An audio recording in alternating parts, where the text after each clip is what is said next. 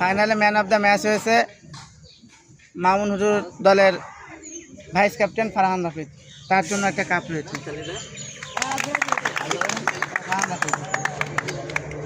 আপনি কি আপনার অনুভূতিটা বলেন? আলহামদুলিল্লাহ ফাইনাল ম্যাচ জিতে পারছি। এবারটা বাঘে জান্নাত কারিমা কমার্শিয়াল টুর্নামেন্ট ঈদুল আজহা উপলক্ষে যে খেলাটা হলো, এই খেলায় যে তিন দল ছিল, তিন দলের মধ্যে চ্যাম্পিয়ন টিম হলো মামুন হুজুরের টিম। এখন চ্যাম্পিয়ন টিমের ক্যাপ্টেন মোহাম্মদ মামুন হুসাইনকে ট্রফি দেওয়া হচ্ছে। আপনি আপনার অনুভূতিটা জানেন, আপনার কেমন লাগছে? হ্যাঁ আলহামদুলিল্লাহ, আমাদের হয়ে আমরা জিততে পেরে আর ফারহানের পাশে অবদানের মাধ্যমে আমরা আল্লাহর রহমতে জয়লাভ করতে পেরেছি। আলহামদুলিল্লাহ আমরা খুশি। ফারহানকে অসংখ্য ধন্যবাদ। হ্যাঁ, আপনারা যে উদযাপন করতে পারেন।